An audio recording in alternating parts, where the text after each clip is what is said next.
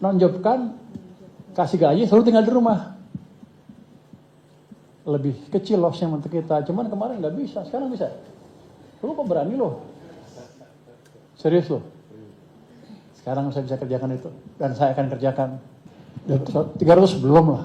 Udah Pak, ada sekarang, di DPR pengajuannya. Pengajuan mungkin. Jadi gini, restitusi itu nanti dilihat dengan lebih seksama. Karena saya curiga tahun lalu banyak yang bocor, makanya santai. Karena kita tahulah ada rate rupanya restitusi itu. Jadi kita tujuannya membuat aturan supaya semuanya fair. Misalnya kalau industri batu bara bayar PPN di restitusi, dan jangan sampai yang dibayar ke Bali, yang saya bayar ke sana lebih tinggi daripada yang saya terima dari sana, kan tekor. Bahkan ada yang bilang ekspornya belum keluar aja, restitusinya udah keluar, jadi saya dirampok. Itu yang saya mau kendalikan, dan saya pastikan nanti di orang-orang pajak nggak bisa bermain lagi di situ. Jadi kalau ada tempat pajak yang restitusi kekencengan dan kita investigasi ada masalah, otomatis langsung saya pindahin kepalanya. Saya nggak, oleh pegawai ini nggak bisa pecat sih. Saya pecat kalau bisa, tapi nggak bisa. Paling bisa digeser ke tempat yang sepi. Nonjob bisa? Dulu nggak bisa. Bisa loh. Wah, sekjen yang lalu bisa nonjob nih. Sekjen yang lama nggak bisa nonjob. Hanya boleh dipindah. Yakin lo bisa nonjob? Oh, itu pesannya. Kalau macam-macam kita nonjob. Oh, lo ada peraturan berubah nggak? Kok bisa? Bener loh. Kalau yang lama bilangnya gini, saya tidak boleh menonjobkan, harus dipindah doang ke tempat lain karena peraturannya. Saya cek ke Pan RB juga katanya begitu. Tapi yang baru bilang boleh dinonjobkan. Perintah presiden juga gitu. Kalau perlu katanya, kalau emang ini ya nonjobkan, kasih gaji, selalu tinggal di rumah. Lebih kecil lossnya untuk kita. Cuman kemarin nggak bisa, sekarang bisa. Lu kok berani loh? Serius loh? Sekarang saya bisa kerjakan itu. Dan saya akan kerjakan. Baik Pak, izin ada 2 pertanyaan lagi Pak. Belum lama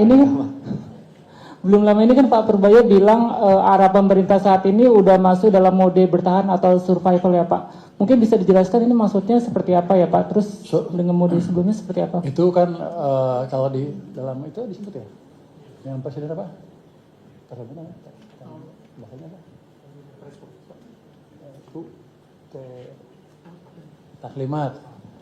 Taklimat itu disebutin, kita disebutin ya? Sebut kan? Survival mode, artinya kita nggak boleh main-main lagi. Artinya kalau kita nggak ada ruang atau nggak ada luxury untuk bermain-main lagi dengan segala peluang yang kita bisa buat. Kalau pajaknya main-main, hancur kita kira-kira gitu. Kalau programnya main-main, kita akan digiling bangsa lain. Jadi kita survival mode. Saya akan gunakan segala cara yang ada di saya, kekuatan di saya untuk memastikan semua program yang dikendalikan di sini ya, yang di keuangan dimonitor dengan baik. Kan Pak Presiden sudah mengeluarkan kan Kepres yang percepatan pembangunan itu kan semua diawasi nanti di satu satgas di situ, antara lain juga di situ akan masuk nanti yang di bottlenecking situ. Itu survival mode seperti itu. Kita nggak boleh lagi membiarkan ruang-ruang inefisiensi terjadi di perekonomian kita, apalagi kalau disengaja. Jadi nanti bea cukai saya akan rapikan lagi, pajak akan rapikan lagi, walaupun udah maju ya bea cukai dan pajak, tapi kita masih ada lihat kebocoran ruang sana sini yang masih bisa ditutup. Jadi itu yang disebut survival mode. Satu lagi Pak, pertanyaan dari saya Pak, soal Satgas BLBI Pak. Waktu itu kan Bapak pernah bilang Satgas BLBI itu dibubarkan ya Pak. Terus ini jadinya gimana? Apakah jadi dibubarin atau enggak? Soalnya di temuan BPK kemarin ada 25.000 debitur yang masih punya tunggakan 200 triliun Pak yang belum ditagih. Jadi Satgas BLB kan habis tahun lalu ya, Desember 2024 malah, udah lama. Jadi udah nggak ada ini, cuman masih ada namanya berkeliaran sana sini kan. Saya mau rapikan nanti dalam waktu dekat, cuman kan pejabat di sananya mau pensiun. Di tempat saya itu, Pak Rio mau pensiun bentar lagi. Jadi kalau diskusi dengan dia nanti yang masuk bingung lagi. Jadi saya akan rapikan nanti bareng dengan pejabat yang baru di sana. Kalau masih banyak uangnya kita kejar. Tapi saya nggak mau cuma ribut-ribut, nggak ada duitnya. Cuman ceritakan apa noise lagi yang bisa mengenai pasar modal tuh. Karena begitu orang kaya kesentuh dikit kabur dia. Tapi kalau memang betul-betul case-nya clear, kita kejar. Jadi bukan untuk sekedar meres-meres aja, bukan itu mungkin. Nanti saya lihat begitu ada pejabat baru masuk. Sekarang Pak Rio pikir aja mau libur terus soalnya. Saya suruh perpanjang nggak mau dia. Oh, minggu depan hari ini udah libur dia. Pergi kemana? Ya gitu. Semangatnya semangat pensiun dia. Oke ya, sebelah kanan sekarang. Belakang. Row kedua deh. Row kedua belakangnya Dani. Reuters Wah, atau dia lagi si Teter. Itu dulu aja Dani, Pak. Belakang. Siang Pak Denny dari Jakarta Post, mau nanya soal update penyesuaian royalti dan bea keluar batu bara dan nikel Pak, udah ada update atau belum? Terus yang kedua soal rupiah Pak, Bapak kan selalu ngelempar ke BI ya Pak ya, dan memang betul ada faktor global gitu, kayak mainly kemarin faktor global, cuma kan kayak Indonesia itu paling dalam ya Pak pelemahannya kemarin, dan kayak maksudnya setelah saya tanya ke pakar, ke ekonom, kayak banyak yang bilang kayak itu tuh nggak komplit kalau misalkan cuma bilang global gitu kayak, karena seberapa dalamnya itu dipengaruhi oleh faktor domestik gitu kan, kayak misalkan dari fiscal concern, kayak ada potensi pembengkakan subsidi dan kompensasi energi gitu, dan resiko premium gitu Pak, ya boleh tolong diadres nggak? Terima kasih. Bukan itu antara rupiah itu dipengaruhi kondisi global dan ekspektasi. Noise yang disebutin di dalam negeri itu yang membentuk ekspektasi. Jadi kita mesti mengendalikan ekspektasinya sebetulnya. Cuman itu bukan urusan saya, bukan daerah saya. Jadi saya nggak bisa masuk sana. Cuman ketika di luar negeri juga ada yang nanya saya iseng. Kamu rupiahnya dilemahin sengaja ya?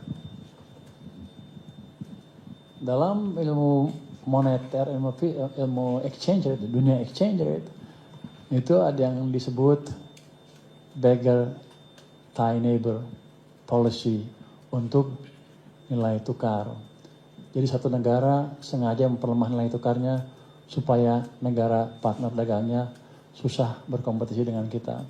Kalau Anda baca kan Malaysia komplain kan, Singapura juga Malaysia yang komplain. Kita sengaja, gue baca di mana di TikTok. Kita sengaja memperlemah nilai tukar. Akibatnya barang-barang mereka kalah bersaing. Itu ya. Saya bilang nggak begitu. Ini kita jalankan sesuai dengan fundamental yang ada. Tapi dalam jangka pendek kan ada negatif sentimen ketika itu. Ekspektasi negatif terbentuk karena banyak yang bilang kita akan jatuh, rupiah akan menuju berapa level yang lebih lemah lagi.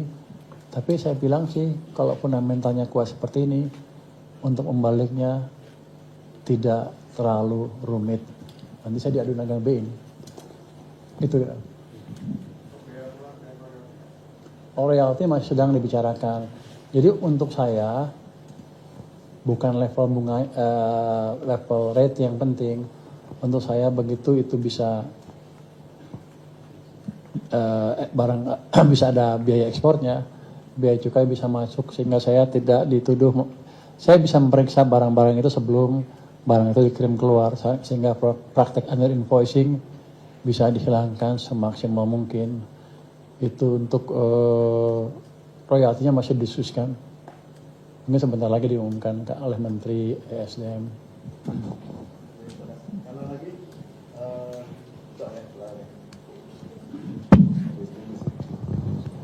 Selamat siang Pak Purbaya, selamat sore Pak Purbaya. Saya Maulana, Investor Trust.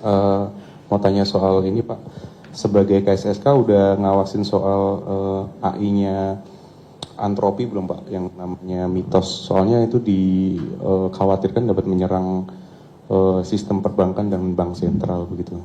Itu yang pertama. Yang kedua soal pencopotan Pak Febrio dan Pak Luki, Pak, itu kenapa momennya sekarang ya Pak, kalau boleh tahu? Dan sebenarnya selain kan itu jadi noise yang jadi simpang siur gitu Pak isunya Pak. Terima kasih. Saya bisa hapus noise itu dengan gampang. AI ya. Itu mungkin saya nggak tahu deputi udah diskusikan apa belum. Yang jelas kan deputi kita meeting setiap 1 bulan sekali. Belum ada laporan saya yang detail tentang itu. Kalau dirjen anggaran kan pasti diperlukan pada saat pengelolaan anggaran kan. Kalau kita tunda nanti lama lagi, yang baru nggak bisa kerja dengan baik, gitu aja.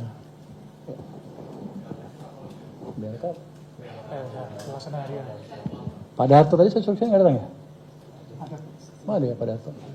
Pak Darto, ini anggaran Pak Sudarto, untuk DJ Chef Pak Ferry. Mana? Emang belum ngomongin pula. Oh sudah. Udah itu orang-orang. Pak Darto juga PhD dari mana? Dia lama di anggaran, dia di Jepang dan PhD-nya di Australia, economics. Ekonomi ya. Pak Ferry itu di Jepang, masternya, dokternya di Colorado, economics. Yaitu orang-orang kuat di Departemen Keuangan yang memang saatnya dinaikkan, udah cukup lama di sini. Subscribe, share, like, and comment.